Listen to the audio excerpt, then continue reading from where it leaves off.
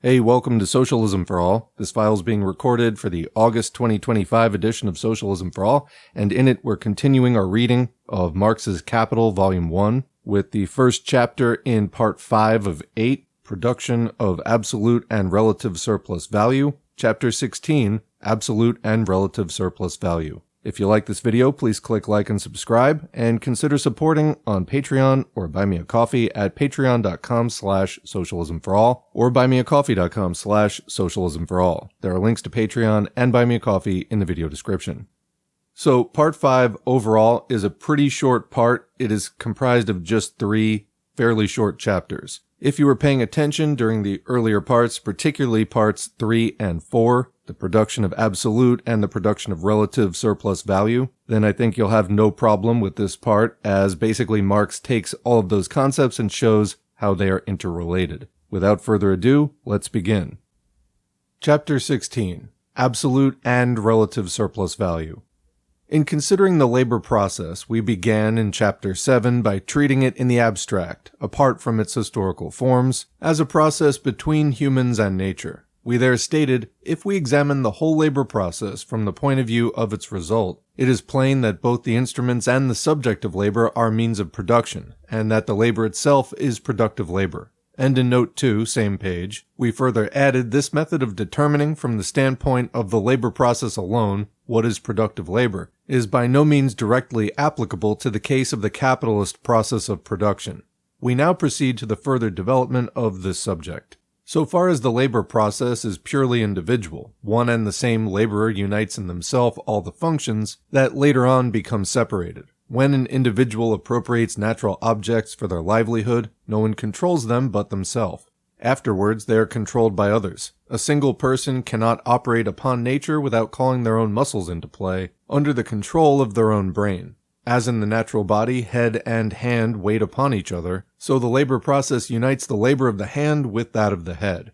Later on, they part company and even become deadly foes. The product ceases to be the direct product of the individual and becomes a social product, produced in common by a common laborer, i.e. by a combination of workers, each of whom only takes a part, greater or less, in the manipulation of the subject of their labor. As the cooperative character of the labor process becomes more and more marked, so as a necessary consequence does our notion of productive labor, and of its agent, the productive laborer, become extended. In order to labor productively, it is no longer necessary for you to do manual work yourself. Enough if you are an organ of the collective labor and perform one of its subordinate functions. The first definition given above of productive labor, a definition deduced from the very nature of the production of material objects, still remains correct for the collective laborer considered as a whole, but it no longer holds good for each member taken individually. On the other hand, however, our notion of productive labor becomes narrowed. Capitalist production is not merely the production of commodities, it is essentially the production of surplus value. The laborer produces not for themselves but for capital. It no longer suffices, therefore, that they should simply produce. They must produce surplus value. That laborer alone is productive who produces surplus value for the capitalist, and thus works for the self-expansion of capital. If we take an example from outside the sphere of production of material objects, a schoolmaster is a productive laborer when, in addition to belaboring the heads of his scholars, he works like a horse to enrich the school proprietor. That the latter has laid out his capital in a teaching factory instead of a sausage factory. Comment, see the introduction of the old TV show You Can't Do That on Television for more, continuing, does not alter the relation.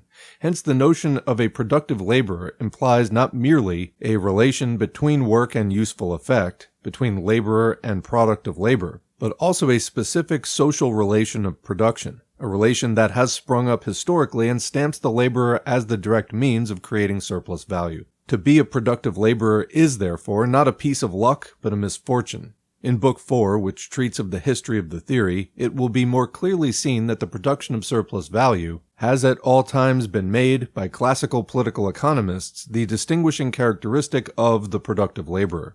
Hence their definition of a productive laborer changes with their comprehension of the nature of surplus value. Thus the physiocrats insist that only agricultural labor is productive, since that alone, they say, yields a surplus value.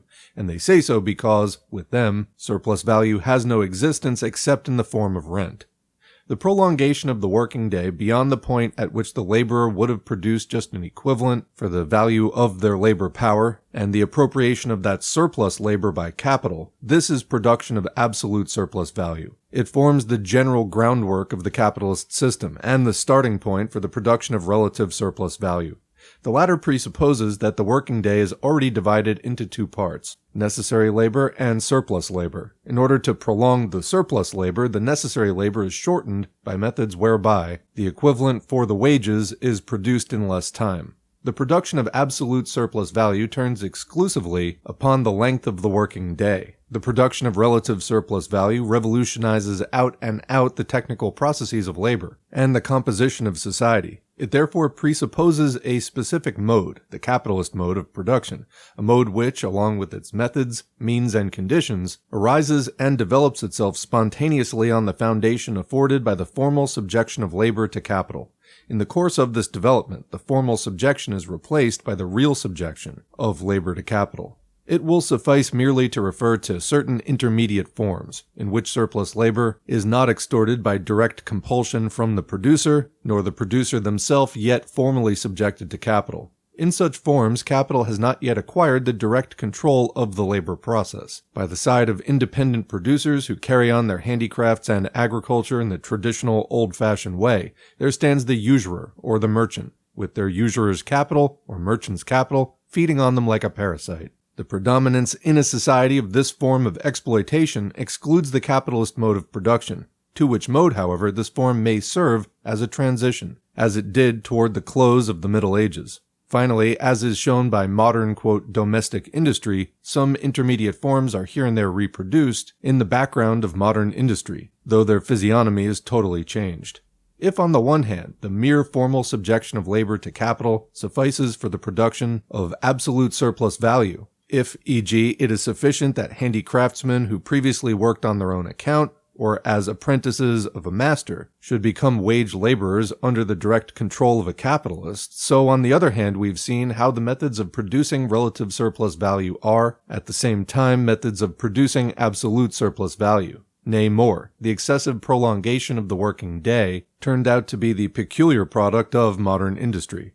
Generally speaking, the specifically capitalist mode of production ceases to be a mere means of producing relative surplus value, so soon as that mode has conquered an entire branch of production, and still more so soon as it has conquered all the important branches. It then becomes the general, socially predominant form of production. So commenting, I want to reread that sentence because I think it's really key. Generally speaking, the specifically capitalist mode of production ceases to be a mere means of producing relative surplus value, so soon as that mode has conquered an entire branch of production, and still more so soon as it has conquered all the important branches. It then becomes the general, socially predominant form of production. So, that's the end of the quote. On the other side of that, when we are moving beyond capitalism to socialism, this is why the conquest first of the most important branches of industry. This is in contrast to the message of the mutualist cooperative types who want to establish some kind of socialism by mashing together somewhat marginal economic crumbs around the periphery of the economy.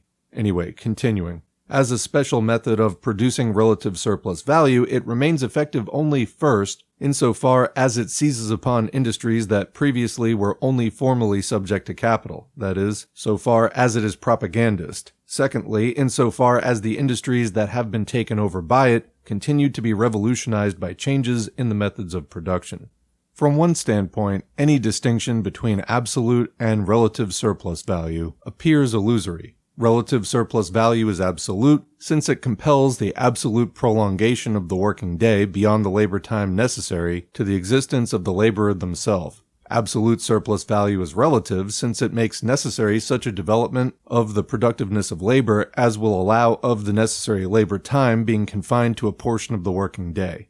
But if we keep in mind the behavior of surplus value, this appearance of identity vanishes. Once the capitalist mode of production is established and becomes general, the difference between absolute and relative surplus value makes itself felt whenever there's a question of raising the rate of surplus value. Assuming that labor power is paid for at its value, we are confronted by this alternative. given the productiveness of labor and its normal intensity, the rate of surplus value can be raised only by the actual prolongation of the working day. On the other hand, given the length of the working day, that rise can be effected only by a change in the relative magnitudes of the components of the working day, viz., necessary labor and surplus labor, a change which, if the wages are not to fall below the value of labor power, presupposes a change either in the productiveness or in the intensity of the labor.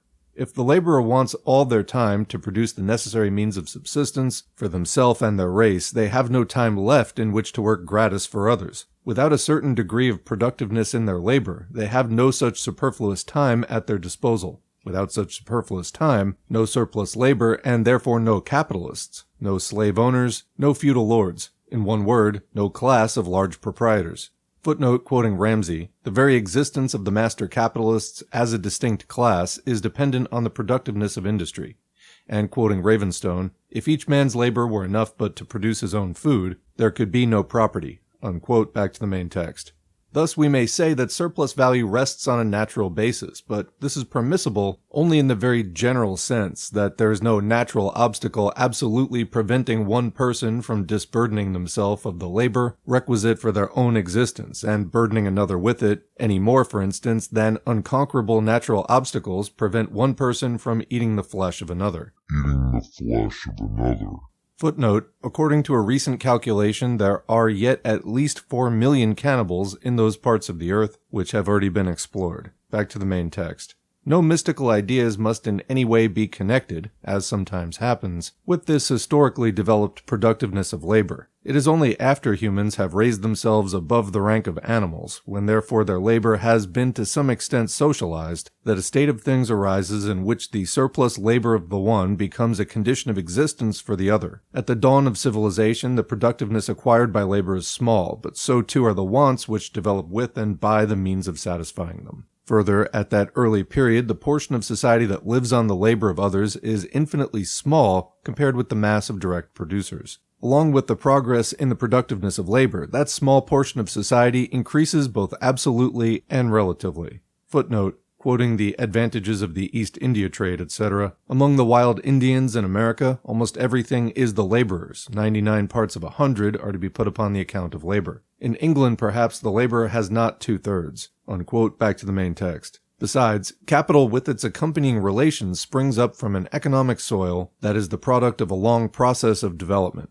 The productiveness of labor that serves as its foundation and starting point is a gift, not of nature, but of a history embracing thousands of centuries. Apart from the degree of development, greater or less, in the form of social production, the productiveness of labor is fettered by physical conditions. These are all referable to the constitution of humans themselves and to surrounding nature. The external physical conditions fall into two great economic classes. 1. Natural wealth in means of subsistence, i.e. a fruitful soil, waters teeming with fish, etc. And 2. Natural wealth in the instruments of labor, such as waterfalls, navigable rivers, wood, metal, coal, etc. At the dawn of civilization, it is the first class that turns the scale. At a higher stage of development, it is the second. Compare, for example, England with India, or, in ancient times, Athens and Corinth with the shores of the Black Sea. The fewer the number of natural wants imperatively calling for satisfaction, and the greater the natural fertility of the soil and the favorableness of the climate, so much less is the labor time necessary for the maintenance and reproduction of the producer. So much greater, therefore, can be the excess of their labors for others over their labor for themselves. Diodorus long ago remarked this in relation to the ancient Egyptians. Quote, "It is altogether incredible how little trouble and expense the bringing up of their children causes them. They cook for them the first simple food at hand.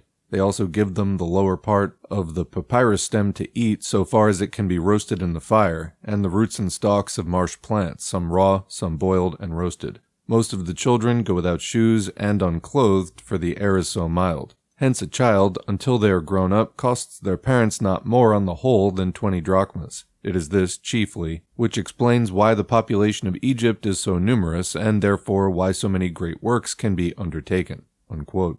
Nevertheless, the grand structures of ancient Egypt are less due to the extent of its population than to the large proportion of it that was freely disposable. Just as the individual laborer can do more surplus labor in proportion as their necessary labor time is less, so with regard to the working population. the smaller the part of it which is required for the production of the necessary means of subsistence, so much the greater is the part that can be set to do other work.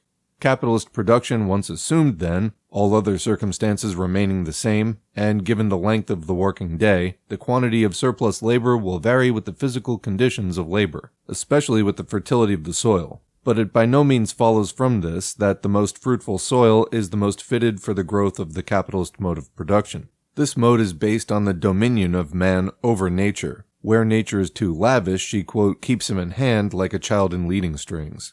She does not impose upon him any necessity to develop himself.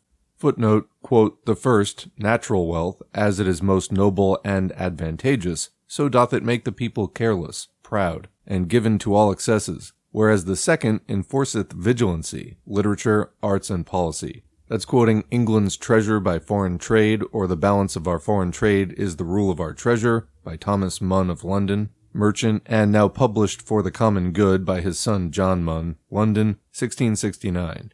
Then another quote, nor can I conceive a greater curse upon a body of people than to be thrown upon a spot of land where the productions for subsistence and food were, in great measure, spontaneous, and the climate required or admitted little care for raiment and covering. There may be an extreme on the other side. A soil incapable of produce by labor is quite as bad as a soil that produces plentifully without any labor. That's quoting An Inquiry into the Present High Price of Provisions, London, 1767. Back to the main text. It is not the tropics with their luxuriant vegetation, but the temperate zone that is the mother country of capital. It is not the mere fertility of the soil, but the differentiation of the soil, the variety of its natural products, the changes of the seasons, which form the physical basis for the social division of labor, and which, by changes in the natural surroundings, spur humans on to the multiplications of our wants, our capabilities, our means, and modes of labor. It is the necessity of bringing a natural force under the control of society, of economizing, of appropriating or subduing it on a large scale by the work of human hands, that first plays the decisive part in the history of industry. Examples are the irrigation works in Egypt, Lombardy, Holland, or in India and Persia, where irrigation by means of artificial canals not only supplies the soil with the water indispensable to it, but also carries down to it, in the shape of sediment from the hills, mineral fertilizers. The secret of the flourishing state of industry in Spain and Sicily under the dominion of the Arabs lay in their irrigation works. 2 footnotes there. First, the necessity for predicting the rise and fall of the Nile created Egyptian astronomy, and with it, the dominion of the priests as directors of agriculture. Quote, the solstice is the moment of the year when the Nile begins to rise, and it is the moment the Egyptians have had to watch for with the greatest attention. It was the evolution of the tropical year which they had to establish firmly, so as to conduct their agricultural operations in accordance with it. They therefore had to search the heavens for a visible sign of the solstice's return. That's from Cuvier's Discourse on the Revolutions of the Globe, Paris, 1863. And second, one of the material bases of the power of the state over the small, disconnected producing organisms in India was the regulation of the water supply. The Mohammedan rulers of India understood this better than their English successors. It is enough to recall the famine of 1866, which cost the lives of more than 1 million Hindus in the district of Orissa in the Bengal Presidency. Back to the main text. Favorable natural conditions alone give us only the possibility, never the reality, of surplus labor, nor consequently of surplus value and a surplus product. The result of difference in the natural conditions of labor is this, that the same quantity of labor suffices, in different countries, a different mass of requirements, consequently that under circumstances in other respects analogous, the necessary labor time is different. Footnote, quote, there are no 2 countries which furnish an equal number of the necessaries of life in equal plenty, and with the same quantity of labor. Men's wants increase or diminish with the severity or temperateness of the climate they live in. Consequently, the proportion of trade which the inhabitants of different countries are obliged to carry on through necessity cannot be the same, nor is it practical to ascertain the degree of variation farther than by the degrees of heat and cold, from whence one may make this general conclusion that the quantity of labor required for a certain number of people is greatest in cold climates and least in hot ones. For in the former, men not only want more clothes, but the earth more cultivating than in the latter. That's quoting from An Essay on the Governing Causes of the Natural Rate of Interest, London, 1750. Marx adds, the author of this epoch-making anonymous work is J. Massey. Hume took his theory of interest from it. Back to the main text. These conditions affect surplus labor only as natural limits, i.e. by fixing the points at which labor for others can begin. In proportion as industry advances, these natural limits recede. In the midst of our West European society, where the laborer purchases the right to work for their own livelihood only by paying for it in surplus labor, the idea easily takes root that it is an inherent quality of human labor to furnish a surplus product. Footnote. Quoting Proudhon, all labor must leave a surplus. This appears to be part of the rights and duties of the citizen. Back to the main text. But consider, for example, an inhabitant of the eastern islands of the Asiatic archipelago, where sago grows wild in the forests. Quote, when the inhabitants have convinced themselves, by boring a hole in the tree, that the pith is ripe, the trunk is cut down and divided into several pieces. The pith is extracted, mixed with water, and filtered. It is then quite fit for use as sago. One tree commonly yields 300 pounds and occasionally 500 to 600 pounds. There then people go into the forests and cut bread for themselves, just as with us they cut firewood. That's quoting F. Chauve. Suppose now such an Eastern bread cutter requires 12 working hours for the satisfaction of all their wants. Nature's direct gift to them is plenty of leisure time. Before they can apply this leisure time productively for themselves, a whole series of historical events is required. Before they spend it in surplus labor for strangers, compulsion is necessary. If capitalist production were introduced, the honest fellow would perhaps have to work 6 days a week in order to appropriate to himself the product of one working day. The bounty of nature does not explain why he would then have to work 6 days a week, or why he must furnish 5 days of surplus labor. It only explains why his necessary labor time would be limited to 1 day a week. But in no case would his surplus product arise from some occult quality inherent in human labor. Thus, not only does the historically developed social productiveness of labor, but also its natural productiveness, appear to be productiveness of the capital with which that labor is incorporated. Ricardo never concerns himself about the origin of surplus value. He treats it as a thing inherent in the capitalist mode of production, which mode, in his eyes, is the natural form of social production. Whenever he discusses the productiveness of labor, he seeks in it not the cause of surplus value, but the cause that determines the magnitude of that value. On the other hand, his school has openly proclaimed the productiveness of labor to be the originating cause of profit. Read surplus value. This, at all events, is a progress as against the mercantilists who, on their side, derive the excess of the price over the cost of production of the product, from the act of exchange, from the product being sold above its value. Nevertheless, Ricardo's school simply shirked the problem. They did not solve it. In fact, these bourgeois economists instinctively saw, and rightly so, that it is very dangerous to stir too deeply the burning question of the origin of surplus value. But what are we to think of John Stuart Mill, who, half a century after Ricardo, solemnly claims superiority over the mercantilists by clumsily repeating the wretched evasions of Ricardo's earliest vulgarizers? Mill says, quote, the cause of profit is that labor produces more than is required for its support, unquote. So far, nothing but the old story. But Mill, wishing to add something of his own, proceeds, quote, to vary the form of the theorem, the reason why capital yields a profit is because food, clothing, materials, and tools last longer than the time which was required to produce them, unquote. He here confounds the duration of labor time with the duration of its products. According to this view, a baker whose product lasts only a day could never extract from his workpeople the same profit as a machine maker whose products endure for 20 years and more. Of course, it is very true that if a bird's nest did not last longer than the time it takes in building, birds would have to do without nests. This fundamental truth once established, Mill establishes his own superiority over the mercantilists. Quote, we thus see, he proceeds, that profit arises not from the incident of exchange, but from the productive power of labor, and the general profit of the country is always what the productive power of labor makes it, whether any exchange takes place or not. If there were no division of employments, there would be no buying or selling, but there still would be profit, unquote. For Mill, then, exchange, buying and selling, those general conditions of capitalist production, are but an incident, and there would always be profits even without the purchase and sale of labor power. Quote, if, he continues, the laborers of the country collectively produce 20% more than their wages, profits will be 20%, whatever prices may or may not be, unquote. This is, on the one hand, a rare bit of tautology, for if laborers produce a surplus value of 20% for the capitalist, his profit will be to the total wages of the laborers as 20 to 100.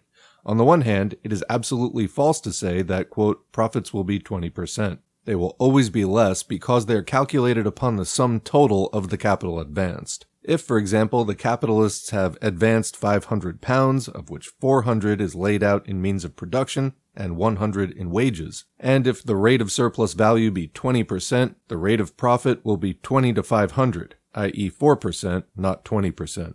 Then follows a splendid example of Mill's method of handling the different historical forms of social production. Quote, I assume throughout the state of things which, where the laborers and capitalists are separate classes, prevails, with few exceptions, universally, namely that the capitalist advances the whole expenses, including the entire remuneration of the laborer. Unquote. Strange optical illusion to see everywhere a state of things which as yet exists only exceptionally on our earth. Footnote, in earlier editions of Capital, the quotation from John Stuart Mill, quote, I assume throughout of the laborer, had been given incorrectly. The words, where the laborers and capitalists are separate classes, having been left out. Marx, in a letter dated November 28, 1878, pointed this out to Danielson, the Russian translator of Capital, adding, quote, the next two sentences, viz., strange optical illusion to see everywhere a state of things which as yet exists only exceptionally on our earth, but let us finish, should be deleted and the following sentence substituted. Quote, Mr. Mill is good enough to believe that this state of things is not an absolute necessity, even in that economic system in which, quote, laborers and capitalists are separate classes, unquote.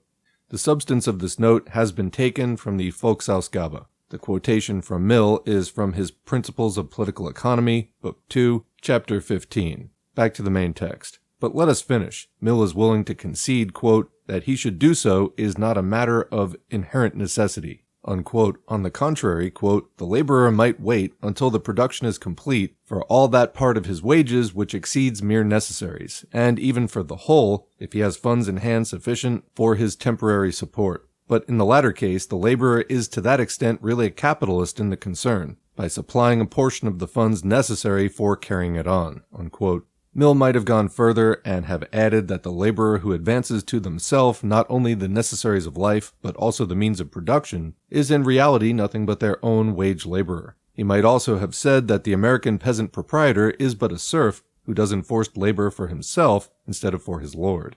After thus proving clearly that even if capitalist production had no existence, still it would always exist, Mill is consistent enough to show on the contrary that it has no existence, even when it does exist. Quote, and even in the former case, Marx adds, when the workman is a wage laborer to whom the capitalist advances all the necessaries of life, he, the laborer, quote, may be looked upon in the same light, i.e. as a capitalist, since contributing his labor at less than the market price, here Marx adds a parenthetical exclamation point as if to say, oh really, he may be regarded as lending the difference, parenthetical question mark for Marx, to his employer and receiving it back with interest, etc. That's quoting Mill's Principles of Political Economy. In reality, the laborer advances their labor gratuitously to the capitalist during, say, 1 week, in order to receive the market price at the end of the week, etc. And it is this which, according to Mill, transforms them into a capitalist. On the level plane, simple mounds look like hills, and the imbecile flatness of the present bourgeoisie is to be measured by the altitude of its great intellects. And that is the end of Chapter 16, Marx hitting Mill with some quality sass there at the end. Anyway, I think this chapter was fairly straightforward, and if you got most of the main concepts from the previous two parts of the book, most of what was in this chapter I think is right in line with that and should be pretty clear, but if you have a question or comment, leave it in the comment section below, and we will continue the discussion there as always. Otherwise, thanks for listening, and thanks to the current patrons and Buy Me a Coffee supporters whose names are on the screen. If you'd like to get your name on the screen, head to patreon.com/socialismforall or buymeacoffee.com/socialismforall. Every donation's encouraging, they're also materially helpful, and they allow me to spend a lot more time on this channel than I'd be able to do otherwise. We don't run ads, and we are purely supported by viewer donations. So if you like this channel, thank me, but also thank a patron or Buy Me a Coffee supporter, and consider becoming one yourself. Beyond that, engagement counts, so like, share, subscribe. And remember, we can agitate and educate to a fair extent online, but the organizing happens in real life, so make sure to take what you've learned here from your viewings of this channel and apply it to the struggle going on in your area, in your local left, etc. Thanks again, and we'll see you in the next video. Hey, welcome to Socialism for All. This file is being recorded for the August 2025 edition of Socialism for All, and it's an audiobook of Karl Marx's Capital, Volume 1, Chapter 17, Changes of Magnitude in the Price of Labor Power and in Surplus Value from 1867. If you like this video, please click like and subscribe, and consider supporting on Patreon or Buy Me a Coffee at patreon.com/socialismforall or buymeacoffee.com/socialismforall. There are links to Patreon and Buy Me a Coffee in the video description. So Chapter 17 is the second of 3 chapters in Part 5 of 8 of Capital, Production of Absolute and Relative Surplus Value. 17 is not a particularly long chapter, and then the next chapter, 18, is actually really on the short side, so we're almost done with Part 5. As the name of this chapter implies, we're going to be looking at changes of magnitude in the price of labor power. What is the price of labor power? Well, assuming that commodities, including labor power, are sold at the cost of production, it's the cost of producing labor power, or in other words, of maintaining a worker's life and their ability to perform labor. And of course, that part of the working day, which is responsible for generating the value to cover the wages, is the necessary labor time portion of the working day. And then, of course, the remainder is surplus, resulting in the production of surplus value. So basically, in this chapter, Marx is going to look at the interplay between 3 variables: the length of the working day, the intensity of labor, and the productiveness of labor, and then looking at the interplay between these 3 as they change as regards changes of magnitude in the price of labor power and surplus value. So let's begin. The value of labor power is determined by the value of the necessaries of life habitually required by the average laborer. The quantity of these necessaries is known at any given epoch of a given society and can therefore be treated as a constant magnitude. What changes is the value of this quantity. There are, besides, 2 other factors that enter into the determination of the value of labor power. 1, the expenses of developing that power, which expenses vary with the mode of production. The other, its natural diversity, the difference between the labor power of men and women, of children and adults. The employment of these different sorts of labor power, an employment which is, in its turn, made necessary by the mode of production, makes a great difference in the cost of maintaining the family of the laborer, and in the value of the labor power of the adult male. Both these factors, however, are excluded in the following investigation. I assume 1, that commodities are sold at their value, and 2, that the price of labor power rises occasionally above its value, but never sinks below it. On this assumption, we have seen that the relative magnitudes of surplus value and of price of labor power are determined by 3 circumstances. 1, the length of the working day, or the extensive magnitude of labor. 2, the normal intensity of labor, its intensive magnitude, whereby a given quantity of labor is expended in a given time. And 3, the productiveness of labor, whereby the same quantum or amount of labor yields, in a given time, a greater or less quantum of product, dependent on the degree of development in the conditions of production. Very different combinations are clearly possible, according as one of the 3 factors is constant and 2 variable, or 2 constant and 1 variable, or lastly, all 3 simultaneously variable. And the number of these combinations is augmented or raised by the fact that when these factors simultaneously vary, the amount and direction of their respective variations may differ. In what follows, the chief combinations alone are considered. Section 1. Length of the working day and intensity of labor constant, productiveness of labor variable. On these assumptions, the value of labor power and the magnitude of surplus value are determined by 3 laws. 1. A working day of given length always creates the same amount of value, no matter how the productiveness of labor, and with it the mass of the product, and the price of each single commodity produced, may vary. If the value created by a working day of 12 hours be, say, 6 shillings, then although the mass of the articles produced varies with the productiveness of labor, the only result is that the value represented by 6 shillings is spread over a greater or less number of articles. 2. Surplus value and the value of labor power vary in opposite directions. A variation in the productiveness of labor, its increase or diminution, causes a variation in the opposite direction in the value of labor power, and in the same direction in surplus value. The value created by a working day of 12 hours is a constant quantity, say 6 shillings. This constant quantity is the sum of the surplus value plus the value of the labor power, which latter value the laborer replaces by an equivalent. It is self-evident that if a constant quantity consists of two parts, neither of them can increase without the other diminishing. Let the two parts at starting be equal, 3 shillings value of labor power, 3 shillings surplus value. Then the value of the labor power cannot rise from 3 shillings to 4 without the surplus value falling from 3 shillings to 2, and the surplus value cannot rise from 3 shillings to 4 without the value of labor power falling from 3 shillings to 2.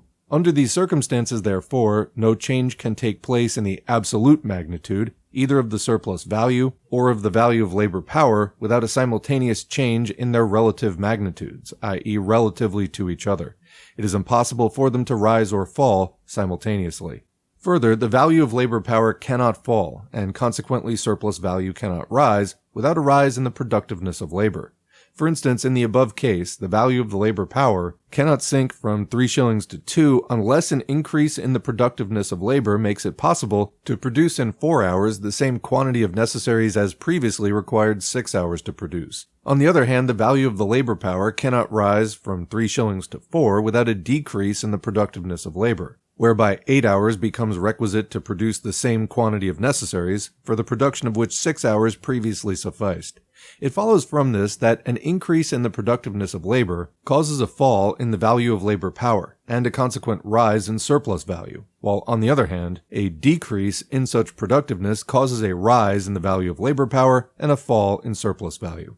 In formulating this law, Ricardo overlooked one circumstance. Although a change in the magnitude of the surplus value or surplus labor causes a change in the opposite direction in the magnitude of the value of labor power, or in the quantity of necessary labor, it by no means follows that they vary in the same proportion. They do increase or diminish by the same quantity, but their proportional increase or diminution depends on their original magnitudes before the change in the productiveness of labor took place. If the value of the labor power be 4 shillings, or the necessary labor time 8 hours, and the surplus value be 2 shillings, or the surplus labor 4 hours, and if, in consequence of an increase in the productiveness of labor, the value of the labor power falls to 3 shillings, or the necessary labor to 6 hours, the surplus value will rise to 3 shillings, or the surplus labor to 6 hours. The same quantity, 1 shilling or 2 hours, is added in one case and subtracted in the other. But the proportional change of magnitude is different in each case. While the value of the labor power falls from 4 shillings to 3, i.e. by 1/4 or 25%, the surplus value rises from 2 shillings to 3, i.e. by 1/2 or 50%. It therefore follows that the proportional increase or diminution in surplus value, consequent on a given change in the productiveness of labor, depends on the original magnitude of that portion of the working day which embodies itself in surplus value. The smaller that portion, the greater is the proportional change. The greater that portion, the less is the proportional change. 3. Increase or diminution in surplus value is always consequent on, and never the cause of, the corresponding diminution or increase in the value of labor power.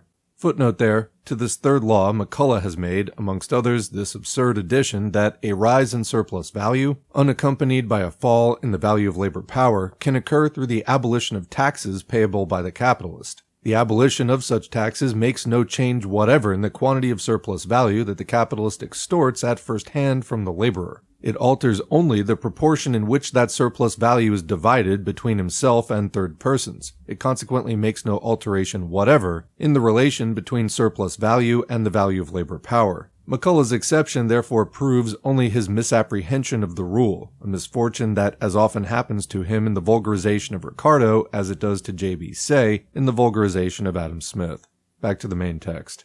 Since the working day is constant in magnitude and is represented by a value of constant magnitude, since to every variation in the magnitude of surplus value there corresponds an inverse variation in the value of labor power, and since the value of labor power cannot change except in consequence of a change in the productiveness of labor, it clearly follows under these conditions that every change of magnitude in surplus value arises from an inverse change of magnitude in the value of labor power. If then, as we have already seen, there can be no change of absolute magnitude in the value of labor power and in surplus value, unaccompanied by a change in their relative magnitudes, so now it follows that no change in their relative magnitudes is possible, without a previous change, in the absolute magnitude of the value of labor power. According to the third law, a change in the magnitude of surplus value presupposes a movement in the value of labor power, which movement is brought about by a variation in the productiveness of labor. The limit of this change is given by the altered value of labor power. Nevertheless, even when circumstances allow the law to operate, subsidiary movements may occur. For example, if in consequence of the increased productiveness of labor, the value of labor power falls from 4 shillings to 3, or the necessary labor time from 8 hours to 6, the price of labor power may possibly not fall below 3 shillings 8 pence, 3 shillings 6 pence, or 3 shillings 2 pence, and the surplus value consequently not rise above 3 shillings 4 pence, 3 shillings 6 pence, or 3 shillings 10 pence. The amount of this fall, the lowest limit of which is 3 shillings, the new value of labor power, depends on the relative weight which the pressure of capital on the one side and the resistance of the laborer on the other throws into the scale. The value of labor power is determined by the value of a given quantity of necessaries. It is the value and not the mass of these necessaries that varies with the productiveness of labor. It is, however, possible that owing to an increase of productiveness, both the laborer and the capitalist may simultaneously be able to appropriate a greater quantity of these necessaries without any change in the price of labor power or in surplus value. If the value of labor power be 3 shillings, and the necessary labor time amount to 6 hours, if the surplus value likewise be 3 shillings, and the surplus labor 6 hours, if the surplus value likewise be 3 shillings, and the surplus labor 6 hours, then if the productiveness of labor were doubled, without altering the ratio of necessary labor to surplus labor, there would be no change of magnitude in surplus value and price of labor power. The only result would be that each of them would represent twice as many use values as before, these use values being twice as cheap as before. Although labor power would be unchanged in price, it would be above its value. If, however, the price of labor power had fallen, not to 1 shilling 6 pence, the lowest possible point consistent with its new value, but to 2 shillings 10 pence or 2 shillings 6 pence, still this lower price would represent an increased mass of necessaries. In this way, it is possible with an increasing productiveness of labor for the price of labor power to keep on falling, and yet this fall to be accompanied by a constant growth in the mass of the laborer's means of subsistence. But even in such case, the fall in the value of labor power would cause a corresponding rise of surplus value, and thus the abyss between the laborer's position and that of the capitalist would keep widening. Footnote here, quoting from Outlines of Political Economy, etc. When an alteration takes place in the productiveness of industry, and that either more or less is produced by a given quantity of labor and capital, the proportion of wages may obviously vary, whilst the quantity, which that proportion represents, remains the same, or the quantity may vary whilst the proportion remains the same. Unquote, back to the main text. Ricardo was the first who accurately formulated the 3 laws we have above stated, but he falls into the following errors. 1. He looks upon the special conditions under which these laws hold good as the general and sole conditions of capitalist production.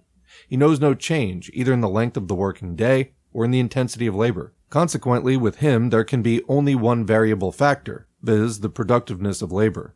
2. And this error vitiates his analysis much more than 1. He has not, any more than have the other economists, investigated surplus value as such, i.e., independently of its particular forms such as profit, rent, etc. He therefore confounds together the laws of the rate of surplus value and the laws of the rate of profit. The rate of profit is, as we've already said, the ratio of the surplus value to the total capital advanced.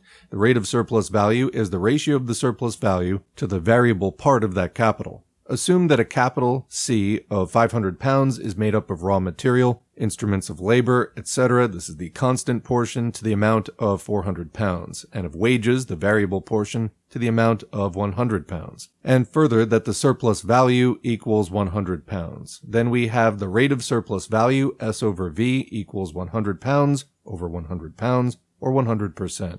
But the rate of profit, S over C, £100 over £500, equals 20%. And just commenting, I think that the Marxists.org rendition of this text has a typo here. The rate of profit is given as S over small c, although small c was being used for the constant capital, and capital C was given for the total capital, both constant and variable. So I think that that C should be capitalized there in the sentence, but the rate of profit, S over C. Anyway, continuing, it is besides obvious that the rate of profit may depend on circumstances that in no way affect the rate of surplus value. I shall show in Book 3 that with a given rate of surplus value, we may have any number of rates of profit, and that various rates of surplus value may, under given conditions, express themselves in a single rate of profit. Section 2. Working day constant, productiveness of labor constant, intensity of labor variable. Increased intensity of labor means increased expenditure of labor in a given time. Hence, a working day of more intense labor is embodied in more products than is one of less intense labor, the length of each day being the same. Increased productiveness of labor also, it's true, will supply more products in a given working day. But in this latter case, the value of each single product falls, for it costs less labor than before. In the former case, that value remains unchanged, for each article costs the same labor as before. Here we have an increase in the number of products, unaccompanied by a fall in their individual prices. As their number increases, so does the sum of their prices. But in the case of increased productiveness, a given value is spread over a greater mass of products. Hence, the length of the working day being constant, a day's labor of increased intensity will be incorporated in an increased value, and the value of money remaining unchanged in more money. The value created varies with the extent to which the intensity of labor deviates from its normal intensity in the society. A given working day, therefore, no longer creates a constant but a variable value. In a day of 12 hours of ordinary intensity, the value created is, say, 6 shillings, but with increased intensity, the value created may be 7, 8 or more shillings. It is clear that if the value created by a day's labor increases from, say, 6 to 8 shillings, then the two parts into which this value is divided, viz., price of labor power and surplus value, may both of them increase simultaneously and either equally or unequally. They may both simultaneously increase from 3 shillings to 4. Here, the rise in the price of labor power does not necessarily imply that the price has risen above the value of labor power. On the contrary, the rise in price may be accompanied by a fall in value. This occurs whenever the rise in the price of labor power does not compensate for its increased wear and tear. We know that with transitory exceptions, a change in the productiveness of labor does not cause any change in the value of labor power, nor consequently in the magnitude of surplus value. Unless the products of the industries affected are articles habitually consumed by the laborers. In the present case, this condition no longer applies. For when the variation is either in the duration or in the intensity of labor, there is always a corresponding change in the magnitude of the value created, independently of the nature of the article in which that value is embodied. If the intensity of labor were to increase simultaneously and equally in every branch of industry, then the new and higher degree of intensity would become the normal degree for the society, and would therefore cease to be taken account of. But still, even then, the intensity of labor would be different in different countries and would modify the international application of the law of value. The more intense working day of one nation would be represented by a greater sum of money than would the less intense day of another nation. Footnote here, quoting the report of Inspector of Factories, 31st October, 1855, all things being equal, the English manufacturer can turn out a considerably larger amount of work in a given time than a foreign manufacturer, so much as to counterbalance the difference of the working days between 60 hours a week here and 72 or 80 elsewhere, unquote. The most infallible means for reducing this qualitative difference between the English and continental working hour would be a law shortening quantitatively the length of the working day in continental factories. Back to the main text. Section 3. Productiveness and intensity of labor constant, length of the working day variable. The working day may vary in two ways. It may either be made longer or shorter. From our present data, and within the limits of the assumptions made in the introduction to this chapter, we obtain the following laws. 1. The working day creates a greater or less amount of value in proportion to its length, thus a variable and not a constant quantity of value. 2. Every change in the relation between the magnitudes of surplus value and of the value of labor power arises from a change in the absolute magnitude of the surplus labor and consequently of the surplus value. 3. The absolute value of labor power can change only in consequence of the reaction exercised by the prolongation of surplus labor upon the wear and tear of labor power. Every change in this absolute value is therefore the effect, but never the cause, of a change in the magnitude of surplus value. We begin with the case in which the working day is shortened. 1.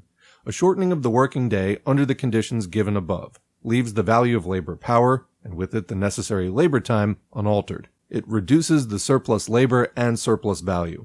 Along with the absolute magnitude of the latter, its relative magnitude also falls, i.e., its magnitude relatively to the value of labor power, whose magnitude remains unaltered. Only by lowering the price of labor power below its value could the capitalists save themselves harmless. All the usual arguments against the shortening of the working day assume that it takes place under the conditions we have here supposed to exist.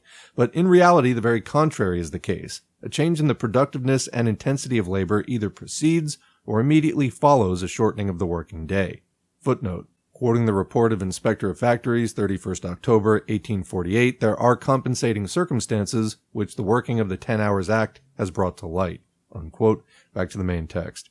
2. Lengthening of the working day. Let the necessary labor time be 6 hours, or the value of labor power 3 shillings. Also let the surplus labor be 6 hours, or the surplus value 3 shillings. The whole working day then amounts to 12 hours and is embodied in a value of 6 shillings. If now the working day be lengthened by 2 hours and the price of labor power remain unaltered, the surplus value increases both absolutely and relatively. Although there is no absolute change in the value of labor power, it suffers a relative fall. Under the conditions assumed in 1, there could not be a change of relative magnitude in the value of labor power without a change in its absolute magnitude. Here, on the contrary, the change of relative magnitude in the value of labor power is the result of the change of absolute magnitude in surplus value.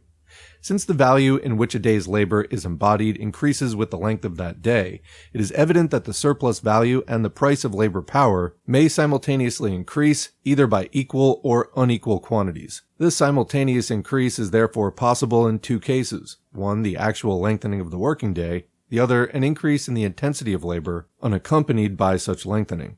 When the working day is prolonged, the price of labor power may fall below its value, although that price be nominally unchanged or even rise. The value of a day's labor power is, as will be remembered, estimated from its normal average duration, or from the normal duration of life among the laborers, and from corresponding normal transformations of organized bodily matter into motion in conformity with the nature of a human. Footnote here, quoting Groves on the correlation of physical forces, the amount of labor which a man had undergone in the course of 24 hours might be appropriately arrived at by an examination of the chemical changes which had taken place in his body, changed forms and matter indicating the anterior exercise of dynamic force. Unquote. Back to the main text. Up to a certain point, the increased wear and tear of labor power, inseparable from a lengthened working day, may be compensated by higher wages. But beyond this point, the wear and tear increases in geometrical progression, and every condition suitable for the normal reproduction and functioning of labor power is suppressed. The price of labor power and the degree of its exploitation cease to be commensurable quantities. Section 4. Simultaneous variations in the duration, productiveness, and intensity of labor. It is obvious that a large number of combinations are here possible. Any 2 of the factors may vary and the third remain constant, or all 3 may vary at once. They may vary either in the same or in different degrees, in the same or in opposite directions, with the result that the variations counteract one another, either wholly or in part. Nevertheless, the analysis of every possible case is easy in view of the results given in 1, 2, and 3. The effect of every possible combination may be found by treating each factor in turn as variable, and the other 2 constant for the time being. We shall therefore notice, and that briefly, but 2 important cases. A. Diminishing productiveness of labor with a simultaneous lengthening of the working day. In speaking of diminishing productiveness of labor, we here refer to diminution in those industries whose products determine the value of labor power. Such a diminution, for example, as results from decreasing fertility of the soil, and from the corresponding dearness or expensiveness of its products.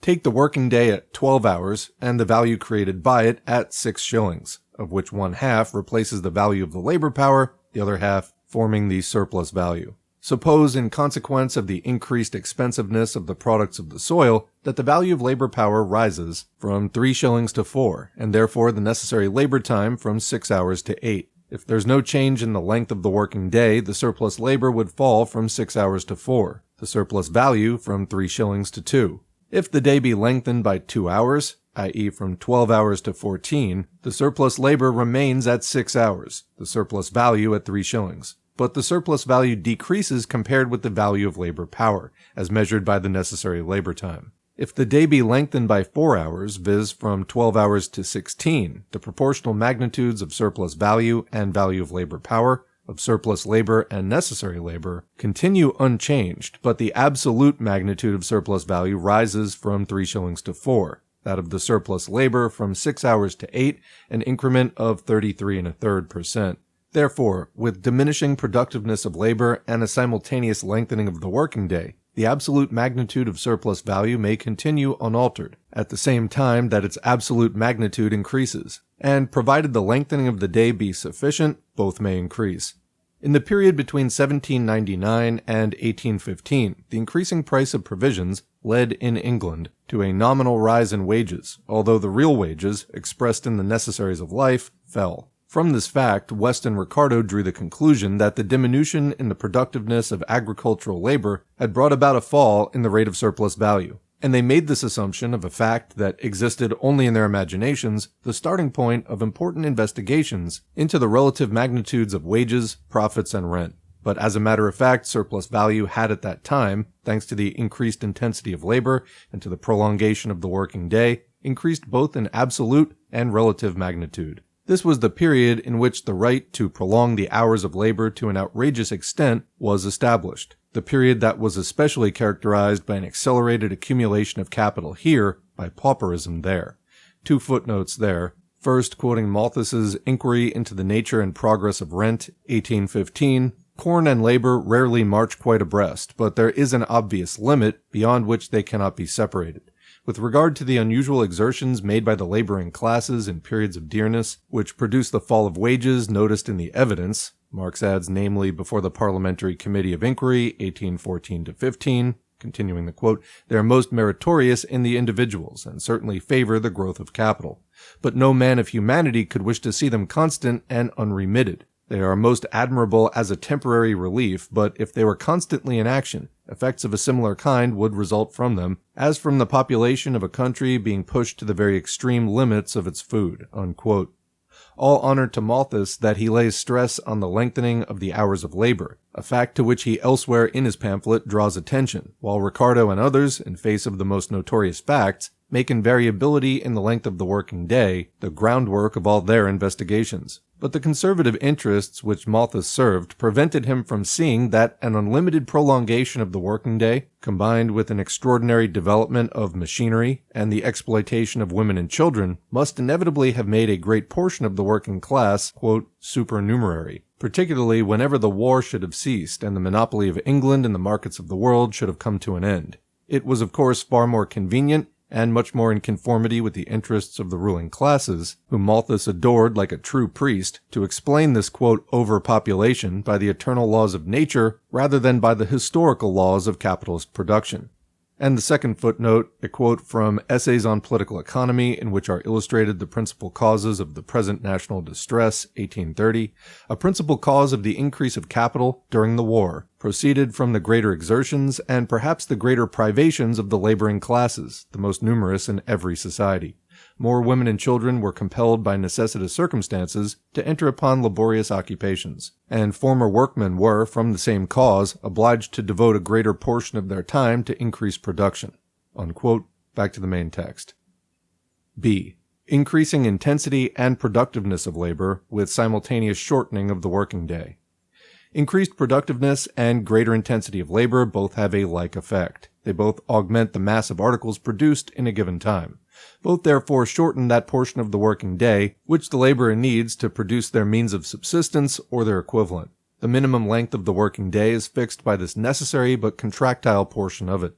If the whole working day were to shrink to the length of this portion, surplus labor would vanish, a consummation utterly impossible under the regime of capital. Only by suppressing the capitalist form of production could the length of the working day be reduced to the necessary labor time. But even in that case, the latter would extend its limits. On the one hand, because the notion of means of subsistence would considerably expand, and the laborer would lay claim to an altogether different standard of life. On the other hand, because a part of what is now surplus labor would then count as necessary labor. I mean the labor of forming a fund for reserve and accumulation.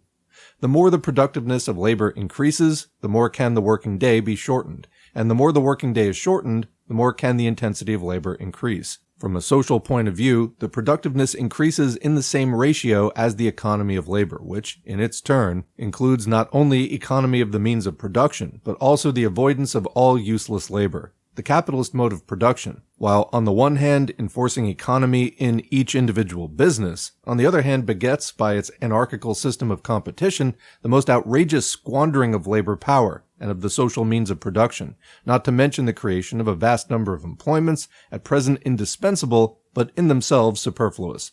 The intensity and productiveness of labor being given, the time which society is bound to devote to material production is shorter, and as a consequence, the time at its disposal for the free development, intellectual and social, of the individual is greater in proportion as the work is more and more evenly divided among all the able-bodied members of society, and as a particular class is more and more deprived of the power to shift the natural burden of labor from its own shoulders to those of another layer of society. In this direction, the shortening of the working day finds at last a limit in the generalization of labor. In capitalist society, spare time is acquired for one class by converting the whole lifetime of the masses into labor time.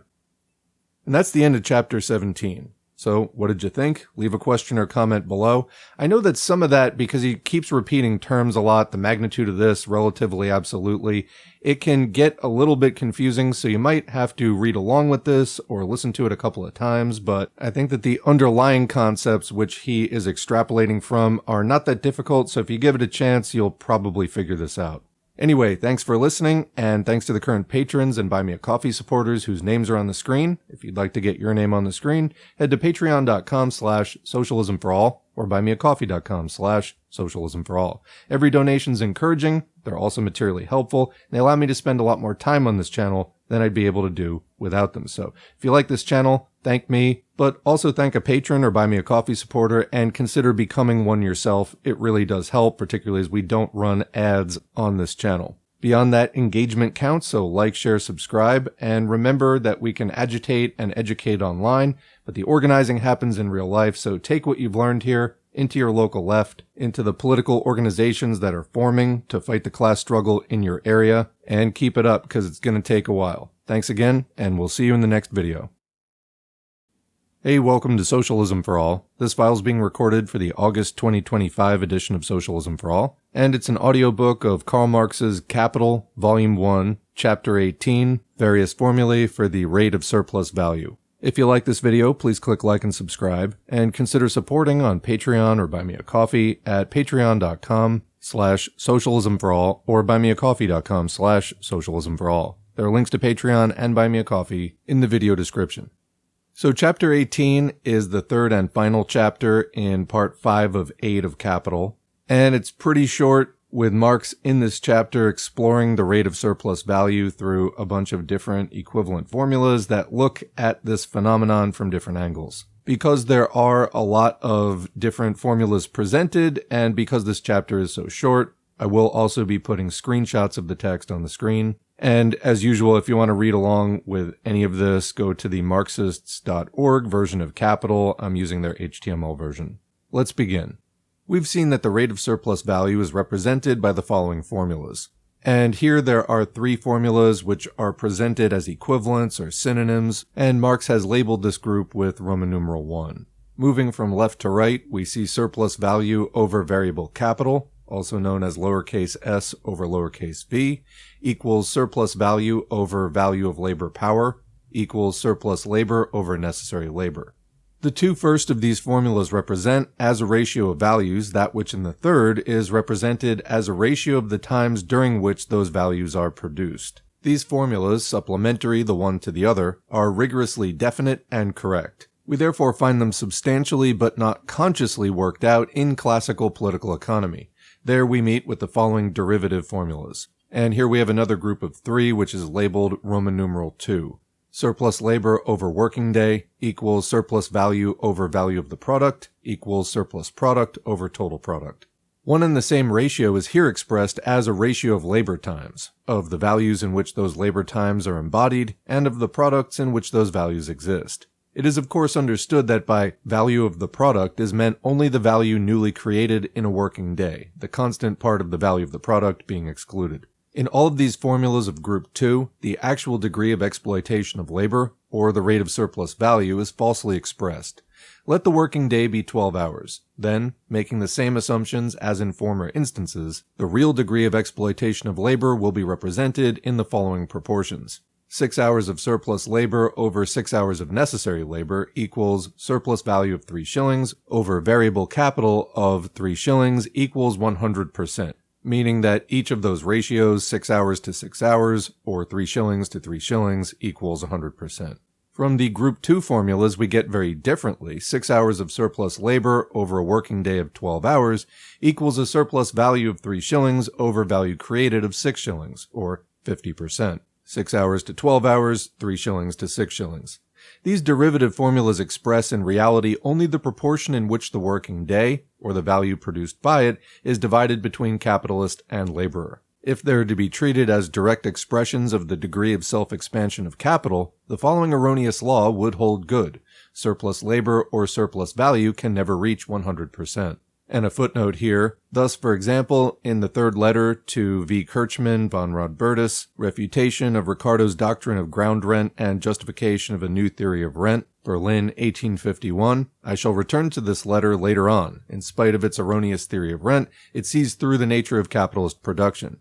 And a note added in the third German edition, it may be seen from this how favorably Marx judged his predecessors whenever he found in them real progress or new and sound ideas. The subsequent publication of Rodbertus's letters to Rudolf Meyer has shown that the above acknowledgement by Marx wants restricting to some extent. In those letters, this passage occurs. Quote, "Capital must be rescued not only from labor but from itself, and that will be best effected by treating the acts of the industrial capitalist as economic and political functions that have been delegated to him with his capital, and by treating his profit as a form of salary, because we still know no other social organization. But salaries may be regulated, and may also be reduced if they take too much from wages. The irruption of Marx into society, as I may call his book, must be warded off. Altogether, Marx's book is not so much an investigation into capital as a polemic against the present form of capital, a form which he confounds with the concept itself of capital." Unquote. That's from 1881.